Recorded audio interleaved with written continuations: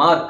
இந்த படத்தோட கதை என்ன அப்படின்னு பார்த்தோம்னா, சிஎம் ஆக போற வில்லனை தடுக்கணும், 18 குழந்தைங்கள எங்க இருக்காங்கன்னே தெரியாம அவங்கள வேற காப்பாத்தணும், அதுக்கு ஒரு வில்லன்.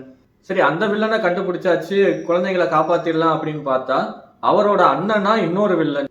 கிட்டத்தட்ட ஒரு மாஃபியா கும்பலையே இன்டர்வலுக்கு முன்னாடி மாசாவும் செகண்ட் ஹாஃப்ல தாறுமாறாவும் நிறைய சம்பவம் பண்ணி வச்சிருக்காரு நம்ம ஹீரோ கிச்சா சுதீப். குழந்தைங்களை காப்பாத்திடுவாங்க, அது எல்லாருக்குமே நம்மளுக்கு தெரியும். ஆனா ஒரு டிஃபரெண்ட், இந்த படத்துல ஒரு டிஃபரெண்ட் இருக்கு.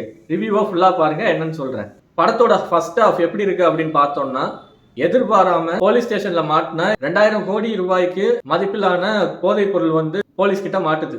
அப்ப அந்த மாஃபியா கும்பல் எல்லாருமே போலீஸ ஸ்டேஷன்ல வச்சு அடிச்சு அந்த போதைப் பொருளை கொண்டு போறதுக்கு ட்ரை பண்றாங்க. ஆனா அங்க நம்ம கிச்சா சுதீப் தற்செயலா அரெஸ்ட் பண்ணி விசாரிக்கிறதுக்காண்டி வச்சிருக்காங்க.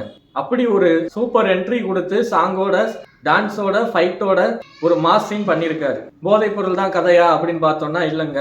அடுத்தடுத்து நிறைய குழந்தைகள் உடனே காணாம போறாங்க. அப்ப கிச்சா சுதீப் சஸ்பெண்ட்ல தான் இருக்காரு. சஸ்பெண்ட்ல இருந்துட்டு எப்படி டியூட்டி பார்க்கலாம், அதுக்கெல்லாம் நிறைய சீன்ஸ் வச்சிருக்காங்க. அந்த குழந்தைகளை கடத்துறது யாரு அப்படின்னு பார்த்தோம்னா விக்ராந்த். இது படத்துல ஒரு மிகப்பெரிய ட்விஸ்டா இருக்கு.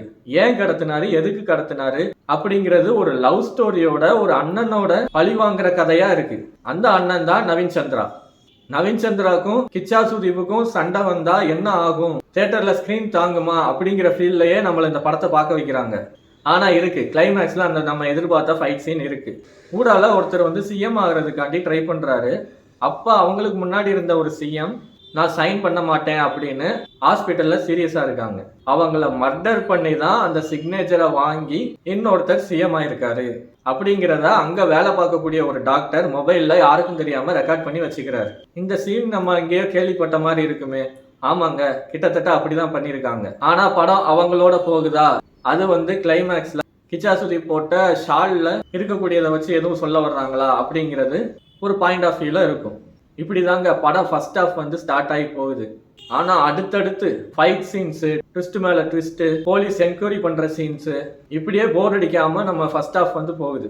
இப்போ செகண்ட் ஹாஃப் எப்படி இருக்கு அப்படின்னு பார்த்தோம்னா, நவீன் சந்திரா தம்பியை தேடி சென்னைக்கு வந்துட்டாரு. தன்னோட தம்பி எதுக்கு தேடுறாருன்னா, அவர் லவ் பண்ணி ஓடி போனது பிடிக்கல. ஏன்னா அது அவங்க கிட்ட வேலை பண்ற அம்மாவோட பொண்ணு. அது பிடிக்காம அவர் இவங்க 2 பேர்த்தையும் பிரிக்கிறதுக்காண்டி வராரு. ஆனா வந்த இடத்துல அவர் எதிர்பார்க்காத மாதிரி ஒரு விஷயம் நடந்துருது. அப்போதான் கிச்சா சுதீப்புக்கு என்ன பண்றது அப்படின்னு தெரியாம அந்த 18 குழந்தைகள், அதுதாங்க இந்த படத்தோட ஒரு சின்ன கதை. இப்போ கிளைமேக்ஸ்ல என்ன நடந்திருக்கும் அப்படின்னு உங்களுக்கு தெரியும். ஆனா நீங்க எதிர்பார்க்காத கிளைமேக்ஸ்.